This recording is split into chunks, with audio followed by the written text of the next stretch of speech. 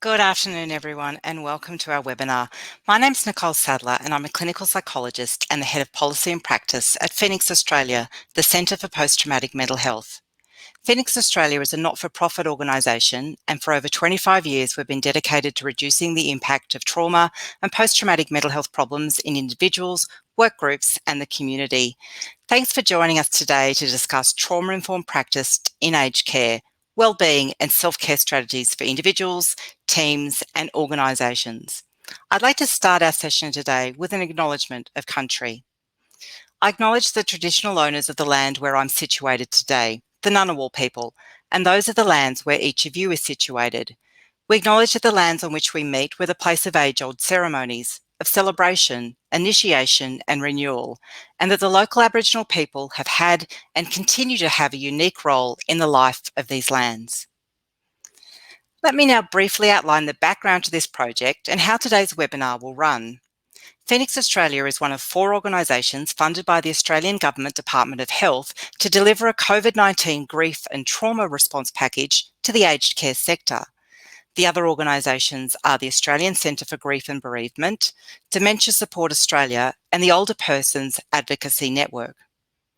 Today's webinar is part of Phoenix Australia's program of work under this funding. This is the final in a series of 4 webinars exploring different aspects of trauma-informed care within the residential aged care sector. The first, Identifying and Managing Trauma within the Aged Care Sector, was held last year in November. In that webinar, we provided information on the impacts of trauma, including for those in residential aged care, and how applying trauma-informed strategies can assist residents and their families and carers and managers.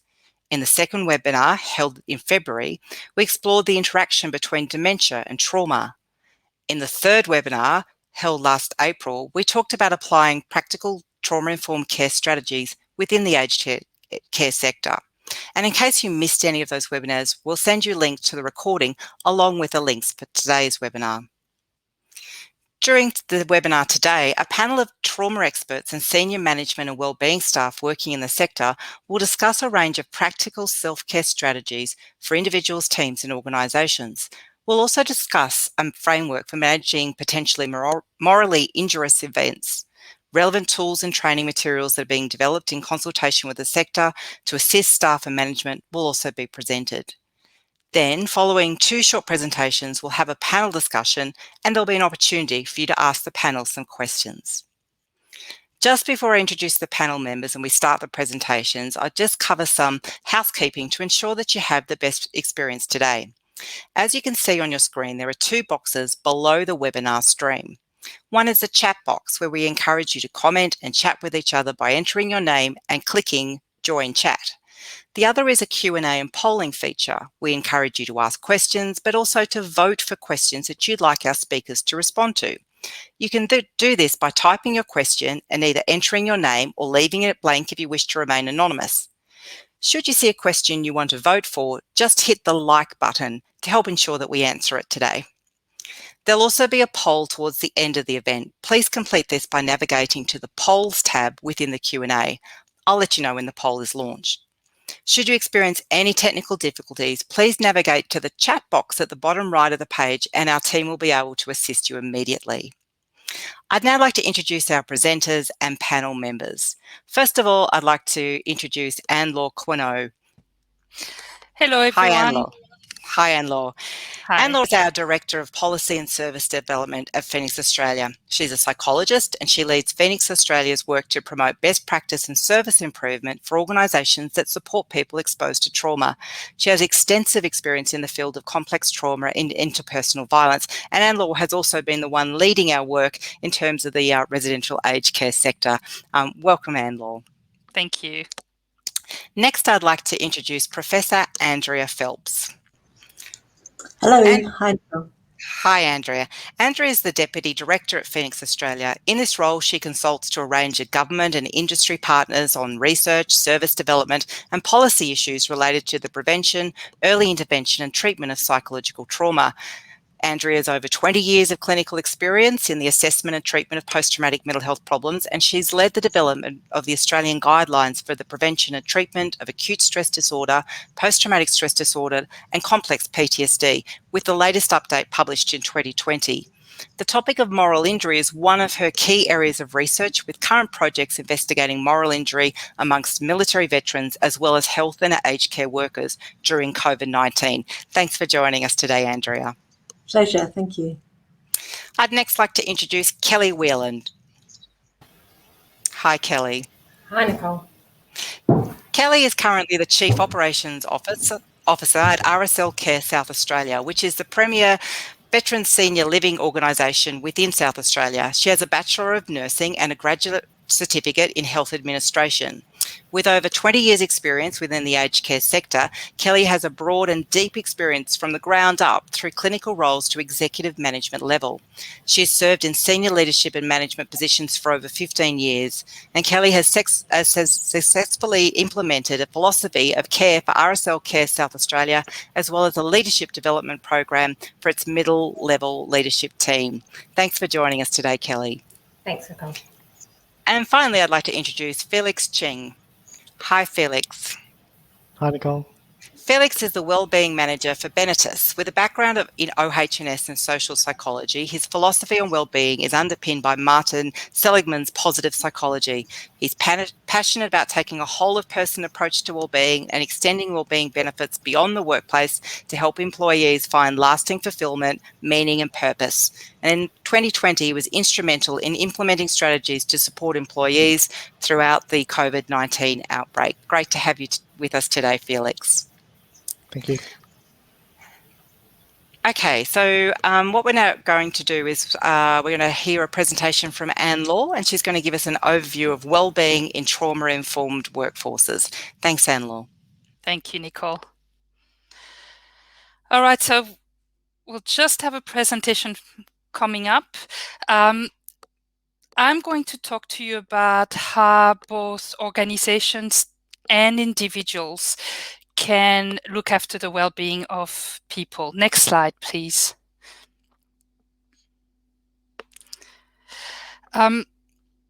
We've made several presentations now on trauma-informed care, and trauma-informed care organizations aim to provide services that are responsive to the needs of people impacted by trauma. And central to this is making sure that both the people that receive care in those organizations and the staff that provide care for them feel safe. They feel safe physically, but also psychologically and emotionally. And that means that for staff, they can come to work feeling like the workplace is a place where they will not experience harm.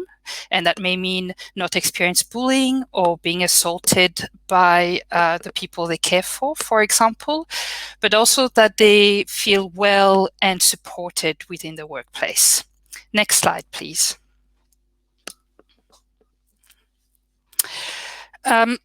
And we know that in aged care, there are several sources of stress that will impact on the sense of safety and well-being of employees.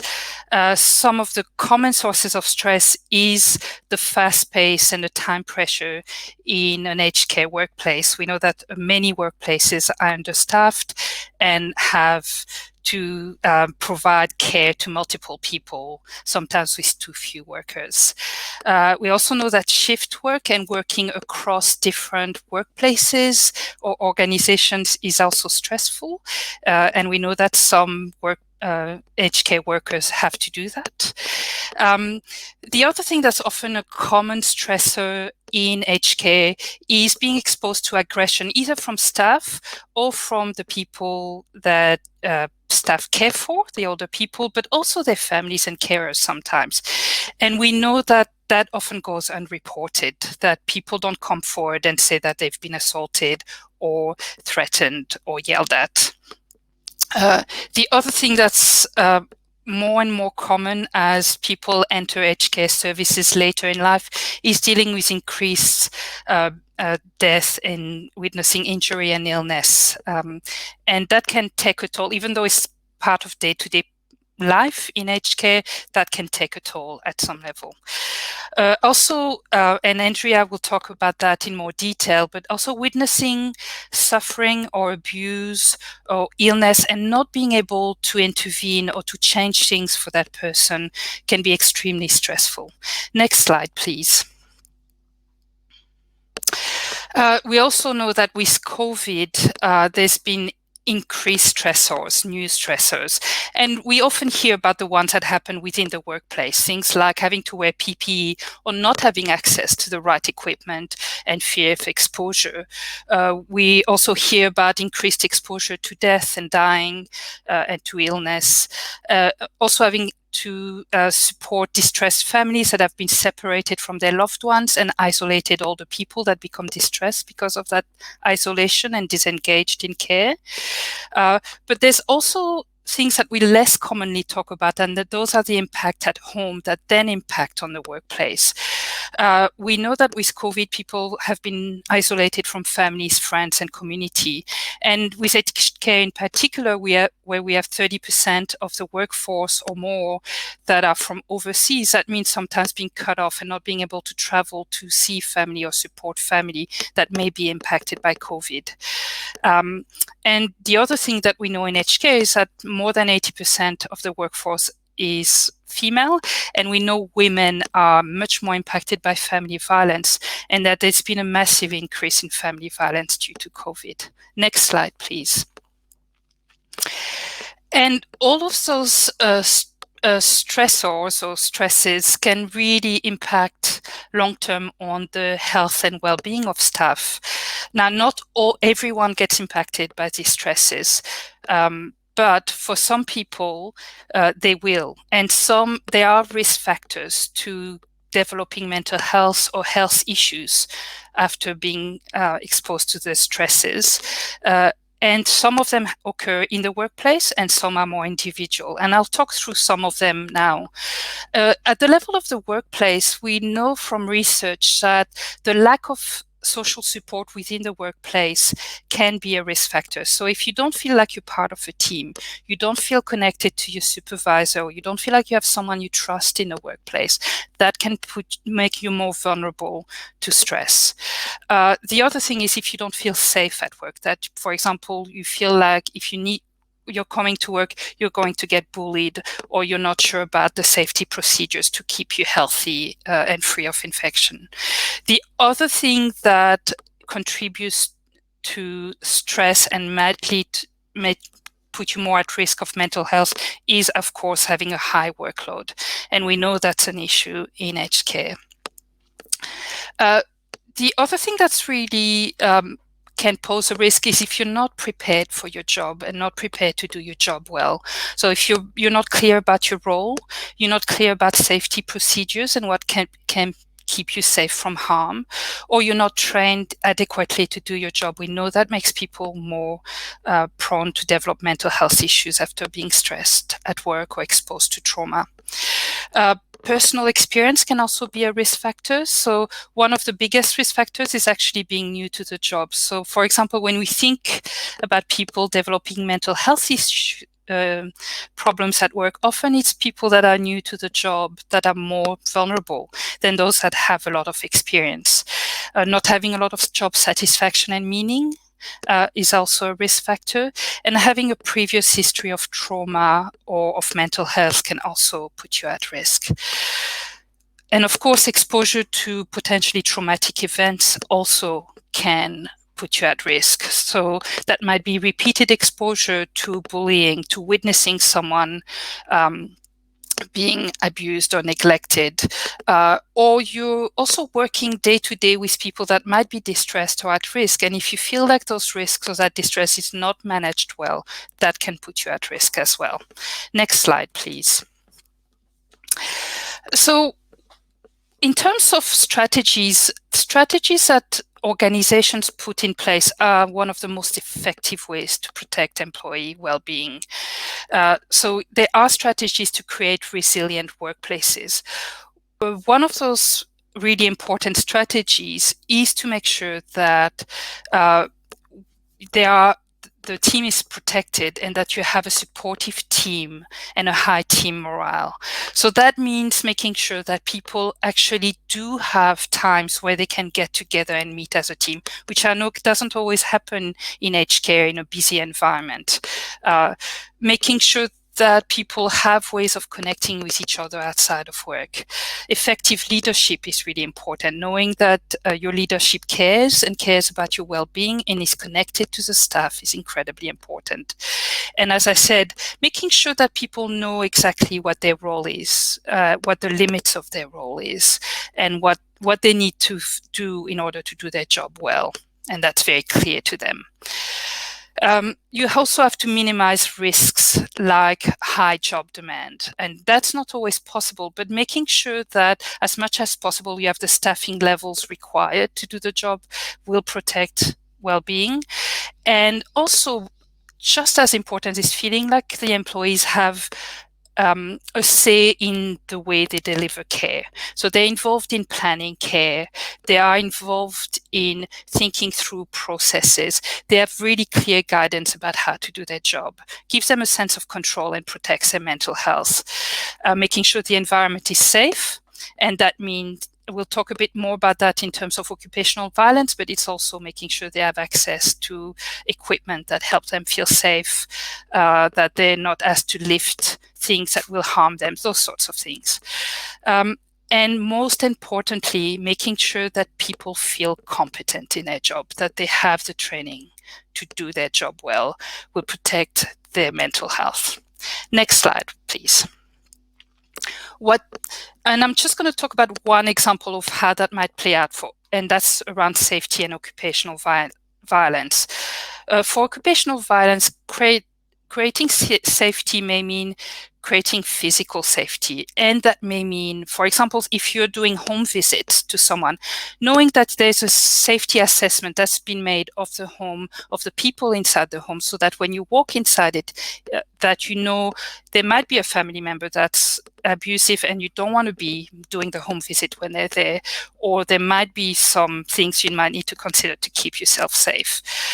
It's about also raising awareness among staff, families, and the people you care for about what is acceptable behavior and is not, and making sure that's done regularly so that you minimize bullying or aggression. And having really good reporting systems so that people can report abuse and feel like they're being supported. But there's also more long-term preventative measures, like making sure you have a relationship-based culture so that person-centered care that's central to aged care actually prevents occupational violence. And that because if you take the time to know people, that reduces distress, and that reduces then agitation and aggression, and therefore the risk of occupational violence. It also, if you provide skills to staff to deal with someone that's agitated or slightly aggressive or ramping up, you're more likely to then have less occupational violence in a workplace. So giving them those skills is important. Next slide, please. In terms of intervention at an individual level, again, it's making sure as an individual staff or as a supervisor of an individual staff to make sure that they are not isolated at work and in their day-to-day life. And we know that the more people are stressed, the more people feel overwhelmed at work, the more they tend to isolate themselves. They stop reaching out to the colleagues that were supportive, or they stop spending time with family and friends. So making sure those social connections are maintained and put in place is really important. For staff individually, is making sure what gives meaning to my work. What do I need to learn in order to keep going in this job? Because if you stop learning or you stop having meaning in work, that's often when your mental health is impacted. Yeah. And at an individual level is finding ways of having a work-life balance, making sure you have breaks, making sure you don't stop having holidays when you can, making sure you spend time with family and friends. And it's also about being aware of the risk factors for an individual. So a supervisor or yourself as a worker, you need to know about what what is likely to push my buttons? What is likely to make me vulnerable? Are there particular people I care for that remind me of the past for me, or remind me of similar family members, and it's difficult for me? What supports do I need in place to cope with that? And having things that help you take care of yourself day to day. Like, do I have a sleep routine that makes sure I'm rested when I get back to work? Do I have things that make me happy and give meaning to my life, that bolster me so that I can then go to work feeling energized? Next slide, please. And this is going to be almost our last slide. One of the ways of thinking about building a kind of personal resilience or individual self-care is to think about it in terms of first building those connections, then being aware of yourself and your needs and monitoring your needs, or as a supervisor of someone, an individual, making sure that you know what their needs are and what is stressful for them and what helps them. And then there's making sure you have the resources and you keep using the resources that help you. And that is different from each person. For some, it will be exercising, eating well. For others, it might be about having a routine to really manage stressful emotions or negative emotions. It's different for everybody. And as I've said before, really, really important, more almost than anything else, is to feel effective at work, making sure you've got the right training and the right support at work to have a meaningful role, one where you feel you have some impact. And for managers, it's making sure that people have access to that training and have a say in what they can access in their training. Last slide, please. One of the things that I want to mention, actually second last slide, my apologies, is that stress is cumulative. So making sure that when you monitor stress, you monitor it over time. So making sure, for example, the example here is like you might have no time for yourself at home or at work. And then it's a stressful environment because it's COVID and there's a lot more demand on you, less staff, and people are isolated and agitated. And then because of that, you're tired, you're not eating well, you're not using the strategy that usually support you. And then all of a sudden you're exposed to, for example, a resident yelling at you and spitting at you. And that makes a bucket overflow. It becomes too much. If you can attend to each step, everything along the way, you're more likely to stay well, even though you're exposed to something like someone being aggressive towards you. Next slide, please. And finally, what's really important is having an organization that has a culture that supports help seeking, which we know is quite low in aged care. People, for example, don't tend to go to EAPs. So making sure that people have regular opportunities to talk about their well-being, to talk about safety when they meet with their supervisors in staff meeting. If you have them, if you don't have them, is there a regular item on a handover meeting from time to time to talk about this? Is there different ways people can access help, that they don't just have an EAP pamphlet, they have lots of different avenues to seek help within the workplace? And is there really clear policies around incident reporting that result in support, that don't just go somewhere? That's it for me. I will hand over back to Nicole. Great. Thank you very much, Anne-Laure. Lots of great strategies there, and really good to highlight. It's not just an individual responsibility. It's up to the team as well as the workforce overall. I'd now like to invite Andrea to talk to us about moral injury and what do we know about it in terms of frontline healthcare workers. Thanks, Andrea. Thank you very much, Nicole. I'll just get my slides up. Thank you. So look, moral injury is a fairly new concept in mental health, and it really started with military soldiers, where we started to realise that we often think about trauma and the sorts of events that people are exposed to where their life might be under threat.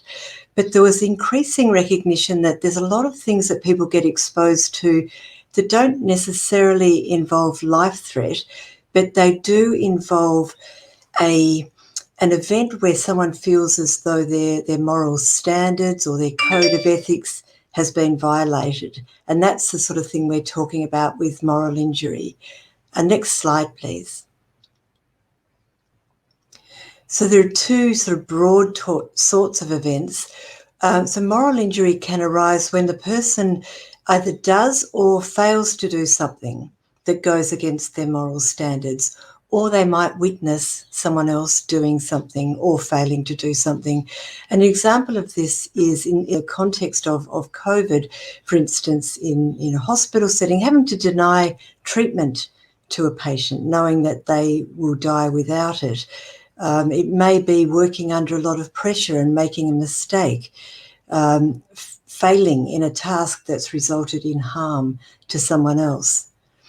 The second type of event is where someone will feel betrayed or let down by someone else in a position of authority in a high-stakes situation. So again, in the context of COVID, the sorts of things that fall into that category are having inadequate personal protective equipment, leading to an increased risk of infection. So feeling as though the organisation or perhaps the government hasn't got your back, is not really doing the right thing. These are the sorts of events that can lead to moral injury.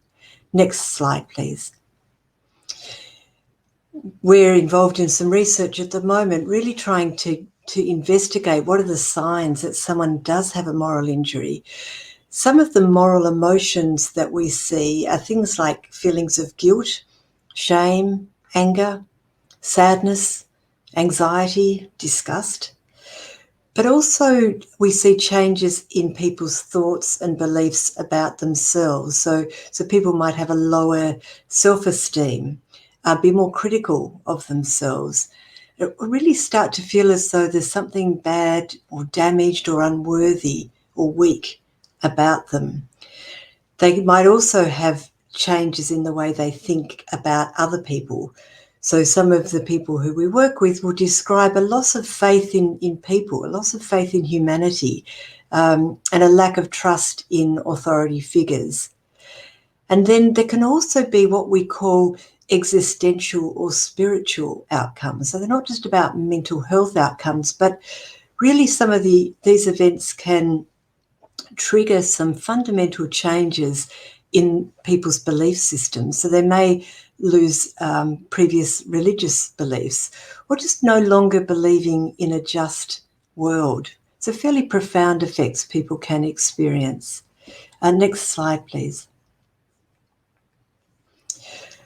In collaboration with the Canadian Centre of Excellence in PTSD, Phoenix developed a guide for managing moral distress in healthcare workers during COVID-19, and it's very applicable to people who work in aged care as well. And those of you who haven't seen this guide, it's available from the Phoenix website to download for free. But I'm just going to talk briefly through what some of the key messages in this are. Firstly, it's important to recognise that moral stresses can't just be designed out of work. There's some inevitability associated with them. So it's really important that we understand what the risk factors are. And they're similar to the sorts of risk factors that Anne-Laure has already spoken about. Things like the loss of life of vulnerable people, a perceived lack of support from leadership, family, friends, or broader society, the broader community, feeling unprepared psychologically for the sorts of events that you might be exposed to, and being exposed to other traumas, additional traumas, either at work or outside of work. Individual factors certainly do influence our response to stresses, but social and organisational factors are just as important. And that's why we really argue and we really believe that we need a whole of organisation response. We can't just leave it up to individuals to manage these things. Next slide, please. So when we're thinking about at the organisational level, the sorts of things that we recommend is that it's important that staff have really clear rules and protocols to follow. so that they're not individually having to take responsibility for ethical and moral decisions that are difficult to make.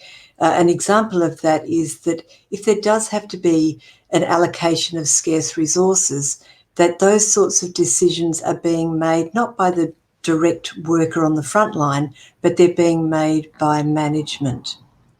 It's important that at an organisational level that individuals' level of exposure to trauma and to morally distressing events is being monitored so that someone has actually got their eye out and knows that a particular person has had a really rough trot with a series of events, for instance, and that someone's going to check in on them. We think that it's really important. We know that peer support programs are, in widespread operation in health, not necessarily across the aged care sector, but it is important that the peer support or people who have that role of looking after their peers actually have a bit of awareness and understanding of moral injury as well as other sorts of trauma so that they can address moral injury. And we really emphasise the importance of providing timely and easily accessible psychological support for people. So people know in advance where they go to if they're needing a bit of support. You don't wait until someone needs it necessarily, but everyone in the workforce should know where to get support. Next slide, please. Also, again, reinforcing what Anne-Laure was saying about dealing with stress more generally, when it comes to moral injury, the team is really important.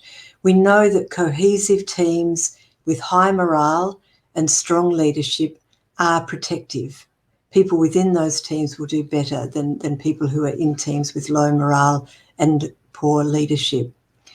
So there's a really important role for team leaders in supporting staff through having frank discussions about the sorts of moral and ethical challenges that they might face.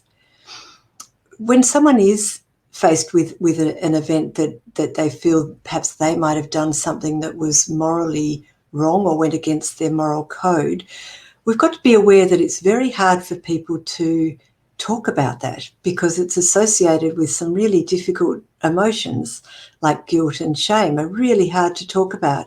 So it's important for team leaders to be prepared to be really proactive and actually to offer support, not just wait for people to come. At a team level, it's really important to assist staff to focus on aspects of the situation that they can control when there's a lot that can't be controlled. So instead of just focusing on all of the really difficult elements that are outside of an individual's control, what can I as an individual do that will increase my sense of control during this shift? What can I do that shows that I've got some control over what happens? Also, at the level of the team, it's important to give meaning to events in such a way that reduce someone's feeling of powerlessness and that reinforces the mission. So yes, what we're going through is really difficult, really taxing, really morally challenging. But if we can keep our eye on the greater purpose, the bigger mission of the organisation, remind ourselves of the good that we are doing, that might help to counterbalance some of those really difficult elements. Next slide, please. And then at the level of the individual, what we believe to be important is that individuals have just an increased recognition and understanding of the nature of moral stresses. A lot of the time when I speak to people and talk about moral injury, it's like the penny drops, and it's like, yes, I haven't been able to put that into words, but I know exactly what you mean. There's an element that's not like other stresses where I feel it in a different way. So helping people to understand moral stresses and the potential for the psychological, social and spiritual impacts. Not to say that they're inevitable by any means, but just knowing what to look out for. And for an individual, when confronted with a moral stressor, what we encourage is that they really think it through try and make meaning out of it. Again, go back to the bigger purpose. There may be something that's happened that I really regret, but when I put that in the context of all of the good that's happening, that helps to make it perhaps more bearable, more manageable. And certainly not to try and avoid thinking about it or avoid talking to someone about it. We don't want people just to be dwelling on negative, difficult moral emotions such as guilt or shame. And if someone finds that they're doing that, we'd really encourage them to seek help. Emphasising again the importance of self-care, both within and outside of work, maintaining social connections, eating well, exercising, taking time out, getting sufficient rest, all the things that Anne-Laura has already spoken about are also really important here. Next slide, please. And finally, I just wanted to, acknowledge that the flip side, when we think about moral emotions, we think about things like shame and guilt and anger, perhaps. But the flip side of that, there are positive moral emotions. And the more that we can access and savour those emotions, the more they are a counterbalance as well. So the positive moral emotions are things like compassion, recognising the compassion that people show in the work they do.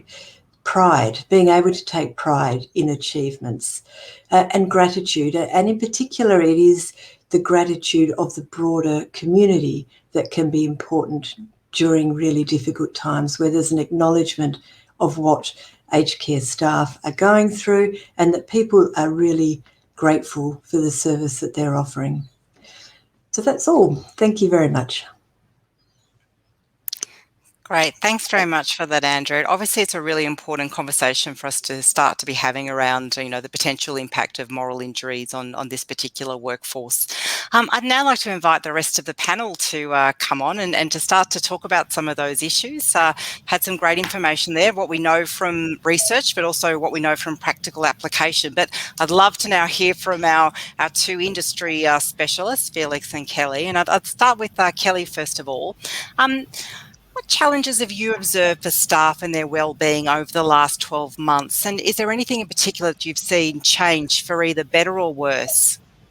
Thanks, Nicole. I think I've seen a lot of emotional fatigue at varying stages across the year, particularly as the COVID advice has changed and changed again. We've had a lot of regulatory changes that have been introduced, and the pressure that our staff carry to meet all of these demanding changes can impact on the care that they deliver our residents, and they're trying to avoid that impact, a negative impact. I do believe that most of the changes that have occurred in the last year, we've ended up having overall a greater quality, looking to achieve a greater quality of outcome for our residents. And I think that our sector's more resilient as a result. However, I do think it's come at a cost to some. Many of our members of our team have grown stronger together, leaning on each other, and overall have become more resilient through the adversity that they've shared.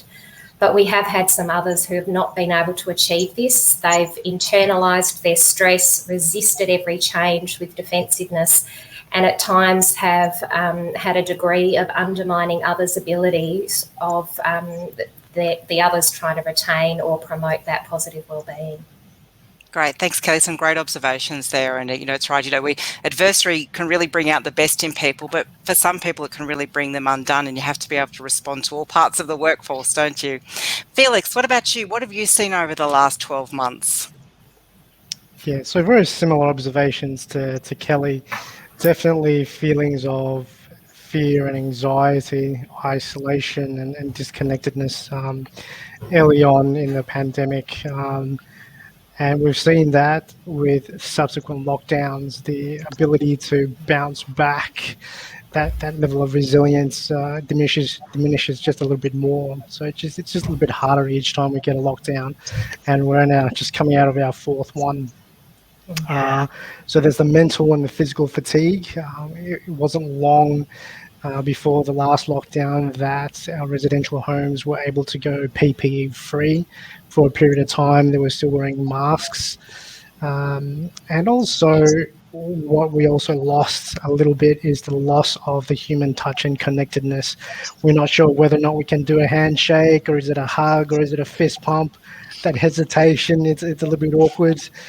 But on a positive, I think COVID during the 2020 period gave us the gift of time. And that is the ability for people to have more time to themselves without all the business of social life, and be able to reconnect what potentially was a joy or a great time, spending time with family, going back to nature, spending time to reconnect. But also people discovering new skills and new hobbies as well. Great, thank you. And I think none of us realised what a marathon this would be when they first hit us COVID, and how long we would need to be maintaining these strategies. And what may have worked for the first couple of weeks, suddenly realising that we had to keep them going for months and then revisit them again, particularly for Melbourne going into lockdown after lockdown. Really difficult, I'm sure, for staff. I'm wondering, Anne-Laure, given the basis of that type of feedback from Kelly and Felix, what do you think are the top few actions an organisation should be taking to promote staff wellbeing? I'm just struck, I think, by what Kelly said, which is a leaning on each other. And I think that's, for me, number one, that that team morale, having a team together makes a huge difference. And it's in finding ways for people to connect over time. So it's not just it's about having a leader that cares and that encourages connection, but it's also about just having the time to connect. Mm-hmm. Like, I've heard about teams that don't have team meetings, for example. So something as simple as saying, okay, well, how do we make sure we have a get together at some point, which is made more difficult by COVID. Those simple things matter, I think. The other thing for me around that sense of connection, though, is that for aged care, it's had a lot of bad press. And I know having that sense of knowing that actually what I do matters, what I do is meaningful, it actually does good, is harder to hold on to when you get that negative press. And for me, the other things, social connection, and then it's having meaning in your job. And holding on to that when you had the bad press, when people are leaving the job, which has happened in COVID, is harder to do. So making an extra effort as an organization, as an individual, to find meaning in a job through training, through talking to colleagues, is really important, I think, as well. And finally, I think for me is, again, making sure that people feel safe. When we're in caring profession, we do witness harm, or we can put that in harm's way. And having safe spaces and spaces where we can report feeling bullied or feeling abused is really important, and having access to help when that happens. Yeah, great. Thanks, Anne-Laure. All some great ideas. And it's not just been COVID, of course. It's also been a Royal Commission and everything that comes along with that. So the sector has certainly been under some pressure over an extended period of time now. Andrea, I'm interested. How does the concept of moral injury add to our understanding of the challenges that staff can face? I think it's just another perspective. It's another lens, and there's a lot of overlap in what we're talking about here. But sometimes people can just describe feeling burnt out and feeling, we hear about compassion fatigue, we hear about burnout, all of these sorts of terms, and sometimes it is about that moral dimension that we might not be quite as aware of or really give as much thought to. As health professionals, as aged care, as caring professionals, we all have ethics. We've got very strong ethics, and our work is driven by our compassion and our ethics.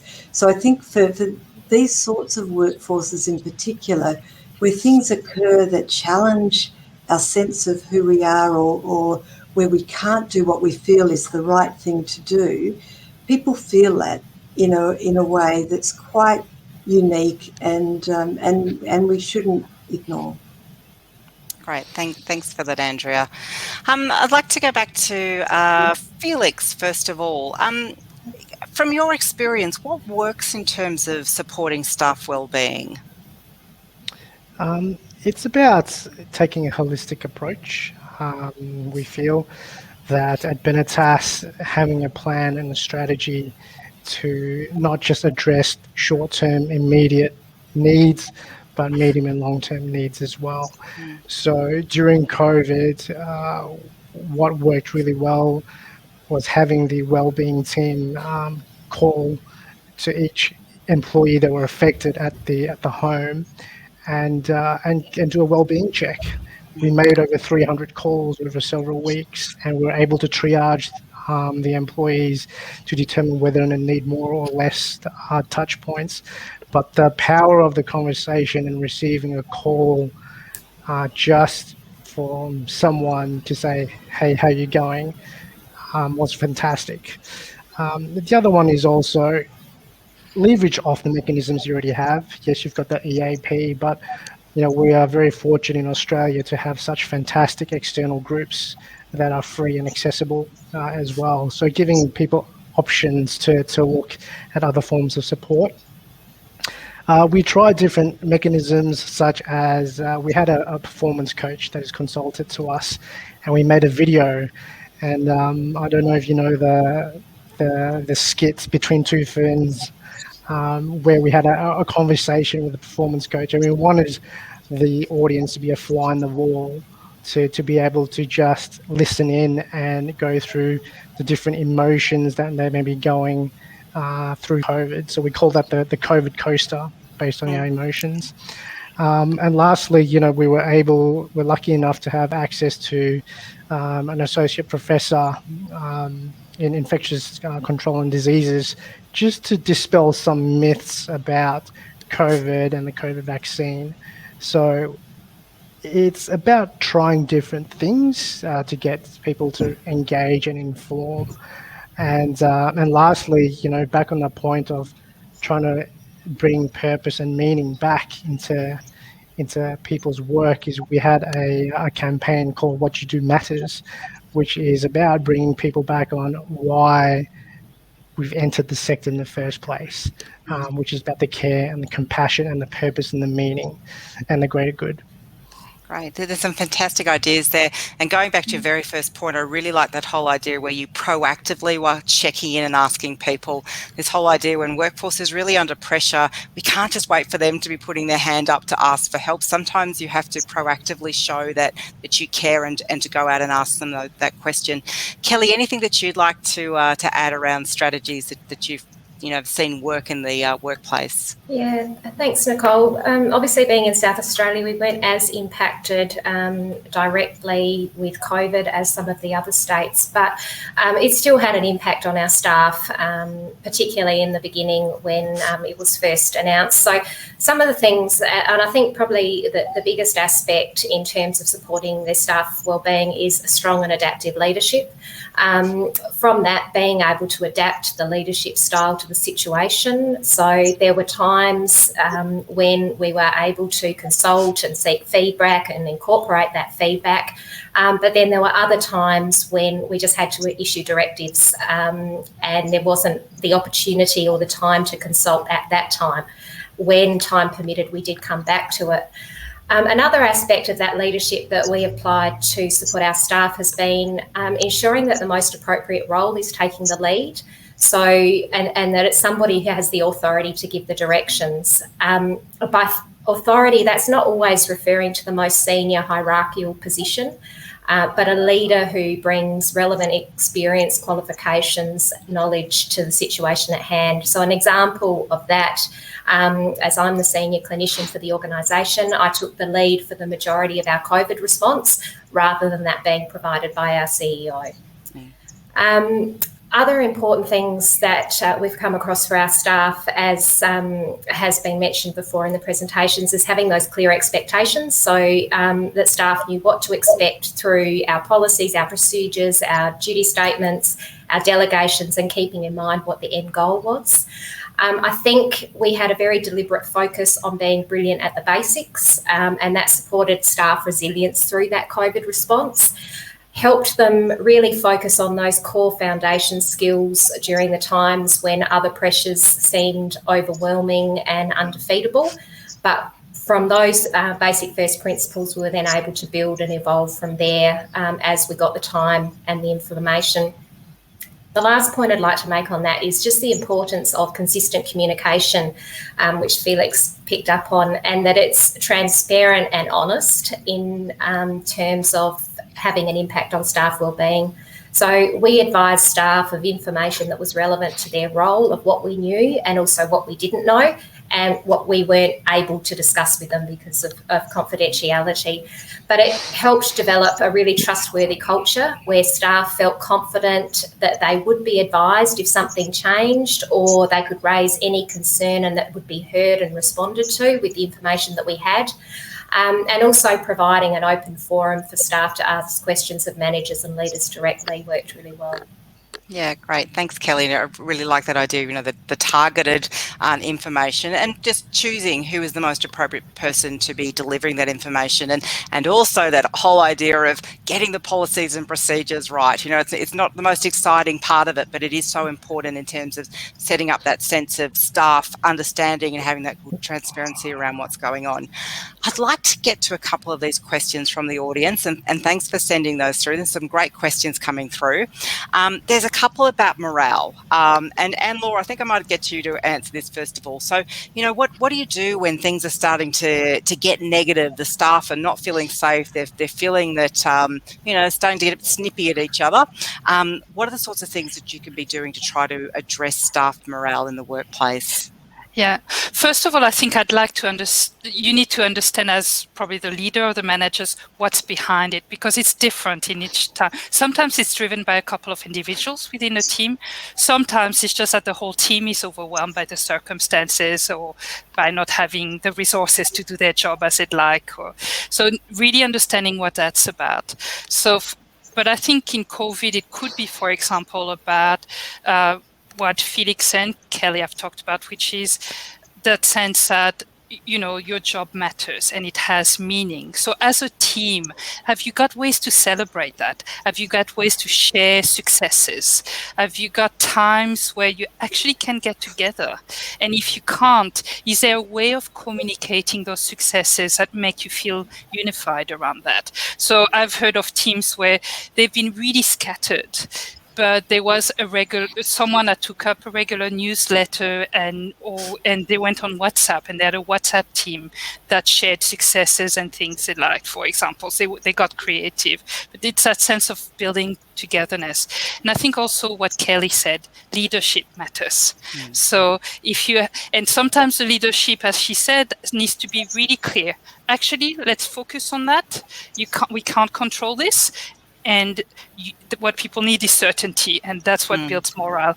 Other times, people want to have a say, and they want to be heard, and that's what builds morale. So it's about having an open forum and a discussion, and a leader that's willing to be flexible enough and to listen to other people's feedback and not have necessarily solutions. So it's really individual, but you need that responsiveness. Yeah, thank you. So not just a templated response that sort of finding a little bit more about what's going on. Yeah, and for different individuals. I've got a question here, and Felix, I think I might get you to answer. It's about, someone's asked about the EAP, and they said, look, we've got an EAP within our organisation, but are there other organisations or other services within an organisation that you would be suggesting that staff might look to in terms of supporting wellbeing and health of staff? Yeah, there are some of the obvious ones. It would be Beyond Blue, Black Dog, but also during COVID, the government did set up some lines for aged care staff in particular. But there's a whole host that's out there, and even if you go to Beyond Blue, they've got links to other organisations on specific issues as well. So, I would suggest starting there and then expanding that out. There are very good support services, not just which are sector specific, but also for children as well. I think we underestimate how much impact COVID has had on them, and trying to explain the situation to a young child during COVID is also a difficult challenge. I've heard some parents say, how do I explain this to my child and what's happening in the world at the moment, and what they see in the media. So I think start there and then expand out the networks. Yeah, great. Thank you. And I think that is a nice idea around having, you can give people ideas around services that they can go to, but also things that they can be doing to help themselves and where they can go to look for their own resources, because most people will want to just be able to deal with things within their own resources and try to work things out themselves first of all. We are about to run out of time for questions, but I'm wondering, Kelly, just before we finish up, throughout your career, what have you learned about your own well-being, and have you had to adapt your own coping strategies at all? Yes. One of the things I've found is that, managing my well-being is really hard. And just when I think I've got it right, I find out I haven't. This sector is extremely difficult to work in, not just physically with the workers on the floor, the regulatory burden, the short staffing or insufficient funding that we receive, but the emotional toll that can be taken by working in such a high loss environment. Some of the areas of self-care that I try to stay focused on are understanding that there's only one person that's responsible for your self-care, and ultimately it's not up to the organisation that you work for to provide that for you. It's not up to your supervisors or a counsellor or anyone external. While all of these people can really assist you, you and you alone need to make the decision of the self-compassion that you need and what that will look like for you. Secondly, I don't think there's such a thing as work-life balance, because it isn't a seesaw. There's no absolute balance that we can achieve for months or years on end. There's always group needs for the team. There's tasks needs that pull us for the job, and individual needs for me, individuals in my team and my family. And these need to be considered and are rarely ever in perfect balance. It really needs a give and take and a deliberate and measured focus on areas that might have been neglected for any length of time because others have taken priority. What I do try to do is achieve degrees of balance, and at most times it's a blend, and making sure I have the flexibility and insight to be true to where my focus needs to be. What worked for me yesterday isn't going to work for me today or tomorrow. As we transition through different phases of our lives, our self-care needs change. What worked for me as a 20-year-old graduate with the benefits of very youthful energy and no responsibilities but my own are very different to the phase of life I'm in now. I'm having to balance very different energy levels, constantly trying to quieten that mummy guilt that we have when we're balancing our parental responsibilities, and making sure that I'm available to provide support for ageing parents if and when they need it. And as my personal circumstances change, it's coincided with increased demands on my roles as I've had more senior roles. So it's become more difficult, but also more important to find that time for self-compassion. The last thing I'd like to say is that I have learnt often very hardly that if I don't take my self-care seriously, I'll suffer, as will those around me. It doesn't help anybody, and that realisation just is embedded in how I respond and go about each day, every day. It means that I can start to feel less guilty when I know that I need to take time to surround myself with my own self-care network. And as Anne-Laure said, that actually throughout my career, whatever has been constant is having that self-fulfillment in the work that I do, having that purpose, but also being able to enjoy the time that I spend with the people I work with, because we spend about a third of our lives with them. So we need to make sure that that time's enjoyable. Great. Thanks, Kelly. They're fantastic observations to finish on, I think, as well. And thank you for sharing those personal observations. And it is so true that you have to have your self-care strategies grow with you and your circumstances over time. There's been lots of great questions. Unfortunately, we don't have time to answer all of them. As part of this package of work, there's various resources which are coming out, training resources, and hopefully they will also help to guide people and your organisations through becoming more trauma informed and being able to look after yourself, but also your teams and your entire workplace. That is all the time that we have today. Thank you so very much to our panel members. Really appreciated your time, and your comments have been a really interesting and helpful conversation, I think. In the last couple of moments, thanks everyone. What we're going to do is launch a poll that you can access in the Q&A section below the video stream. We'd really appreciate you completing this very brief poll. It's only 3 questions. It always helps us to improve our services and to inform other similar training activities that we might do. While you're completing the poll, I'd like to thank you for taking your time out of today to attend and learn about trauma-informed care, workplaces, and what you can be doing to help support yourself, your team, and your workplace. I hope that you found it informative and helpful. Thank you again to Kelly, Felix, Andrea, and Anne-Laure for sharing your expertise with us. And thank you also to the Department of Health for their support in this program of work. Over the next few days, we will email you a link to the recording of this webinar. You'll also get the links to the previous webinars, or you can go straight onto our website and find those previous ones. There are several of you asking about where you can access those. We'll also have on the website more information on where you'll be able to access a range of resources and training over the coming weeks as they're finalised. Thanks again for your time today, and also thank you for the very important work that you do across the aged care sector. Good afternoon.